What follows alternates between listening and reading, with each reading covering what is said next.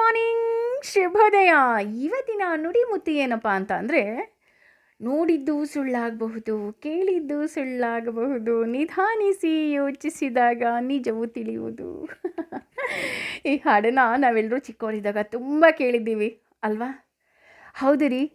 ಇದಕ್ಕೆ ಒಂದು ಪುಟ್ಟ ಕತೆ ಹೇಳಬೇಕು ಅಂದರೆ, ಒಂದು ಕಾಡು.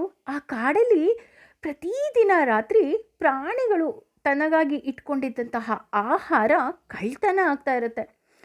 ಏನಿದು, ಯಾಕೆ ಈ ರೀತಿ ಕಳ್ತನ ಆಗ್ತಾ ಇದೆ ಅಂತ ಅಂದ್ಬಿಟ್ಟು ಒಂದು ದಿನ ಎಲ್ಲ ಪ್ರಾಣಿಗಳು ಸೇರಿಬಿಟ್ಟು ನೋಡಿದಾಗ ಅಲ್ಲಿ ಪುಟ್ಟ ಪುಟ್ಟ ಹೆಜ್ಜೆಗಳಿದೆ ಬಿಟ್ಟರೆ ಯಾವ ಪ್ರಾಣಿದು ಅದು ಅಂತ ಗೊತ್ತಾಗೋದಿಲ್ಲ.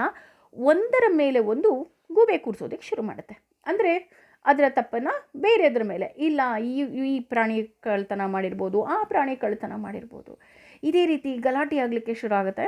ಆಗ ಒಂದು ಗೂಬೆ ಬರುತ್ತೆ. ಗೂಬೆ ಬಂದು ಹೇಳುತ್ತೆ, ನಾನು ಹೇಗಿದ್ದರೂ ರಾತ್ರಿ ಎಲ್ಲ ಎದ್ದಿರ್ತೀನಲ್ವ, ಇವತ್ತು ಇಲ್ಲೇ ಕೂತು ಕಾಯ್ತೀನಿ, ಯಾರು ಈ ಕಳ್ಳ ಅಂತ ನಾನು ಕಂಡು ಹಿಡಿತೀನಿ, ಆಗ ತಕ್ಷಣ ಕೂಗ್ತೀನಿ, ನೀವೆಲ್ಲರೂ ಬಂದುಬಿಡಿ ಅಂತ ಹೇಳುತ್ತೆ.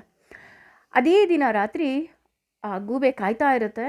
ಕಾದಾಗ ಒಂದು ಪುಟ್ಟ ನೆರಳು ಬರುತ್ತೆ. ಪುಟ್ಟ ನೆರಳು ಬಂದ ತಕ್ಷಣ ಆ ಗೂಬೆ ತಕ್ಷಣ ಓಡ್ ಬಂದು, ಏಯ್ ನೀನಾ ಕಳ್ಳ ಅಂತ ಹೇಳಿದ ತಕ್ಷಣ, ಕಳ್ಳ ಅಂತ ಕೇಳಿದ ಶಬ್ದ ಕೇಳಿ ಅಲ್ಲಿದ್ದಂತಹ ಎಲ್ಲ ಪ್ರಾಣಿಗಳು ಬಂದು ಯಾರು ಯಾರು ಯಾರು ಯಾರು ಅಂತ ನೋಡ್ಲಿಕ್ಕೆ ಶುರು ಮಾಡ್ತಾರೆ. ಆಗ ನೋಡಿದ್ರೆ ಅಲ್ಲಿ ಒಂದು ಪುಟ್ಟ ಅಳಿಲಾಗಿರುತ್ತೆ.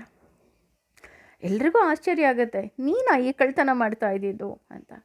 ಆಗ ಆ ಅಳಿಲ್ ಹೇಳುತ್ತೆ, ನಾನು ಕಳ್ಳತನ ಮಾಡ್ತಾ ಇರಲಿಲ್ಲ, ಆದರೆ ನನಗೆ ಇತ್ತೀಚೆಗೆ ಒಂದು ಪುಟ್ಟ ಕಾಯಿಲೆ ಬಂದಿದೆ. ಆ ಕಾಯಿಲೆಯಿಂದ ನನ್ನ ಈ ಬಾಲವೆಲ್ಲ ಕೂದಲು ಉದುರೋಗ್ತಾ ಇದೆ. ಅಷ್ಟೇ ಅಲ್ಲದೆ ನನಗೆ ತುಂಬ ಮೇಲೆ ಹತ್ತಲಿಕ್ಕಾಗ್ತಾ ಇಲ್ಲ, ತುಂಬ ದೂರ ನಡಿಲಿಕ್ಕಾಗ್ತಾ ಇಲ್ಲ. ನಾನು ಬದುಕಲೇಬೇಕು. ಹಾಗಾಗಿ ನಿಮ್ಮ ಆಹಾರವನ್ನು ಸ್ವಲ್ಪ ಸ್ವಲ್ಪ ನಾನೇ ರಾತ್ರಿ ಹೊತ್ತು ತೆಗೆದುಕೊಂಡು ಹೋಗ್ತಾ ಇದ್ದೆ. ಆಗೆಲ್ಲ ಪ್ರಾಣಿಗಳು ಹೇಳುತ್ತೆ, ಇಲ್ಲ ನೀನು ನಮಗೆ ಹೇಳ್ಬೋದಿತ್ತಲ್ವಾ, ಇಲ್ಲ ಹೇಳಿದ್ದಿದ್ರೆ ನೀವೆಲ್ಲರೂ ನನಗೆ ಕರುಣೆಯನ್ನು ತೋರಿಸ್ತಾ ಇದ್ರಿ, ಅನುಕಂಪವನ್ನು ತೋರಿಸ್ತಾ ಇದ್ರಿ. ನನಗೆ ಆ ಕರುಣೆ ಅನುಕಂಪ ಬೇಡಾಗಿತ್ತು, ಹಾಗಾಗಿ ಈ ಕೆಲಸವನ್ನು ಮಾಡಿದೆ, ಕ್ಷಮೆ ಇರಲಿ, ನಾನು ಕಳ್ಳ ಅಲ್ಲ ಅಂತ ಹೇಳುತ್ತೆ.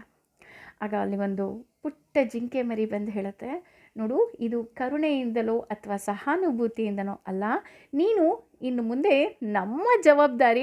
ಹಾಗಾಗಿ ಆ ಜವಾಬ್ದಾರಿಯಿಂದ ನೀನು ನಿನ್ನ ಕಾಯಿಲೆ ವಾಸಿಯಾಗೋವರೆಗೂ ಪ್ರತಿದಿನ ನಿನಗೆ ಆಹಾರ ಕೊಡೋದು ನಮ್ಮೆಲ್ಲರ ಕರ್ತವ್ಯ ಅಂತ ಹೇಳುತ್ತೆ. ಎಲ್ಲ ಪ್ರಾಣಿಗಳು ಸಹ ಒಂದೇ ಒಂದು ಉಸಿರಿನಿಂದ, ಹೌದು ನೀನು ನಮ್ಮ ಜವಾಬ್ದಾರಿ ಅಂತ ಪ್ರತಿದಿನ ಅದಕ್ಕೆ ಊಟವನ್ನು ತಂದಿಡ್ತಾ ಇರತ್ತೆ. ನೋಡಿ, ಅಂದರೆ ಕೆಲವೊಮ್ಮೆ ನಾವು ನಮ್ಮ ಸಂಬಂಧಗಳಲ್ಲೂ ಹಾಗೆ ಏನಾಗ್ತಿದೆ ಅಂತ ಗೊತ್ತಾಗೋದಿಲ್ಲ, ಆದರೆ ಇವ್ರದೇ ತಪ್ಪು ಅಂತ ಅವ್ರ ಮೇಲೆ ಗೂಬೆ ಕೂರಿಸ್ಬಿಡ್ತೀವಿ. ಇಲ್ಲ ಕಣ್ರಿ, ಯಾರ್ದು ತಪ್ಪು ಯಾರ್ದು ಸರಿ ಅಂತ ಕೂಲಂಕುಷವಾಗಿ ಪರಿಶೀಲಿಸಿದಾಗ ಮಾತ್ರ ಗೊತ್ತಾಗುತ್ತೆ. ಆ ಥರ ನಿಮ್ಮ ಯಾವುದಾದ್ರೂ ಒಂದು ಸಂಬಂಧ ಹಾಳಾಗ್ತಿದೆ ಅಂದರೆ ದಯವಿಟ್ಟು ಈಗಲೇ ಅದನ್ನು ಸರಿ ಮಾಡ್ಕೊಳ್ಳಿ. ಹಾಗೆ ಯೋಚನೆ ಮಾಡಿ, ಸಂಬಂಧಗಳು ಭಗವಂತ ಕೊಡುವಂತಹ ಉಡುಗೊರೆ, ಅದನ್ನು ಯಾವತ್ತೂ ಕಳ್ಕೋಬೇಡಿ. ಏನಂತೀರಾ? Thank you.